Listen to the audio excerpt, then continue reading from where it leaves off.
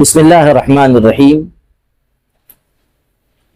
ایک مرتبہ پھر B J P leader Kirit Somaiya نے شہر مالیگاؤں آ کر اپنے معمول اور مزاج کے مطابق بڑے بڑے بیان دیے ہیں، طرح طرح کی باتیں کی۔ انہوں نے بنگلہ دیشی اور روہنگیا کے معاملے کو ایک مرتبہ پھر اٹھایا، حالانکہ مہینوں کی جانچ کے بعد یہ بات صاف ہو گئی کہ نہ کوئی بنگلہ دیشی ہے نہ کوئی روہنگیا ہے۔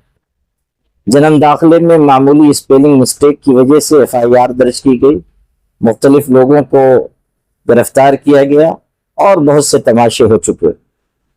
ایجنسیوں نے تحقیقات کی، بہت ساری ٹیمیں یہاں آئیں، یہاں ڈیرا ڈال کر رہیں، جو کچھ وہ کر سکتی تھی انہوں نے کیا، ایڑی چوٹی کا زور لگایا، لیکن صورتحال جو سامنے آئی وہ یہ کہ یہاں رہنے والے سب اسی شہر کے باشندے یا دوسرے شہروں سے آ کر یہاں آباد ہوئے مگر اسی ملک کے باشندے ہیں۔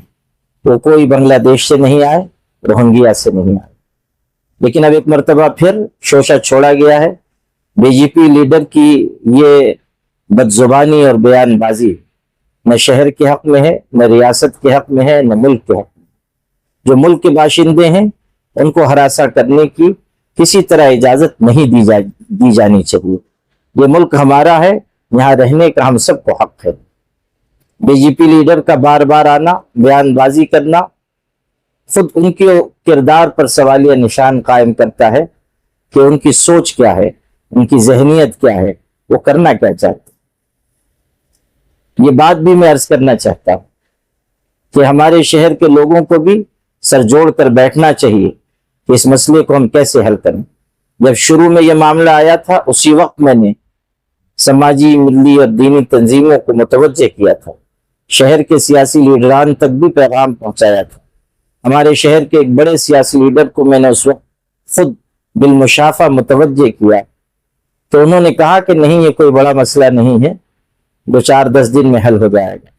لیکن میری نگاہیں دیکھ رہی تھیں کہ یہ معاملہ بڑھے گا، پھیلے گا، اور میرے بدترین اندیشے درست ثابت ہوئے۔ آج پھر وقت آ گیا ہے کہ ہم لوگ اس پر سر جوڑ کر بیٹھیں، اس مسئلے کو حل کریں۔ ہمارے کتنے بھائی بہن جیل کی سلاخوں کے پیچھے ہیں، دکھ جھیل رہے ہیں، ان کے خاندان کرب سے گزر رہے ہیں۔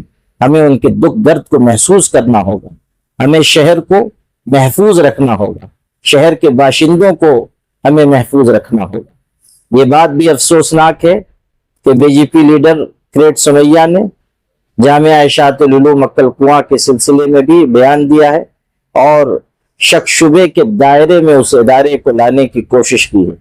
میں یہ کہنا چاہتا ہوں کہ اشاعت العلوم مکل کنواں کے ذریعے بہت سارے رفاہی اور سماجی کام ہوئے ہیں اور بلا تفریق مذہب ہوئے ہیں۔ مسلمانوں کو بھی فائدہ پہنچایا گیا، غیر مسلم بھائیوں کی بھی مدد کی گئی، اور مدارس اسلامیہ ویسے بھی اس ملک کا قیمتی اثاثہ ہیں۔ وہاں سے وطن دوستی کی تعلیم دی جاتی ہے، وطن سے محبت سکھائی جاتی ہے۔ جنگ آزادی میں مدارس اسلامیہ کا بڑا کردار رہا ہے۔ ایسے قیمتی اداروں کو شک شبے کے دائرے میں نہیں لانا چاہیے۔ اس طرح کی بیان بازی کرنا کہ مدرسے کا تعلق دہشت گردانہ چیزوں سے جڑا ہوا ہے، یہ بھی افسوسناک بات ہے۔ مدارس اسلامیہ کے ارباب حل و عقد کو بھی اس مرحلے میں بہت سوچ سمجھ کر قدم اٹھانے کی ضرورت ہے اور مضبوط اقدام کی ضرورت ہے۔ میں سمجھتا ہوں کہ ملک کے ان مشکل حالات میں مدارس کے لیے بھی بڑی دشواریاں ہیں، لیکن ان دشواریوں سے ہمیں عہدہ برآ ہونا ہوگا، مشکلات سے پنجہ آزمائی کر کے آگے بڑھنا ہوگا۔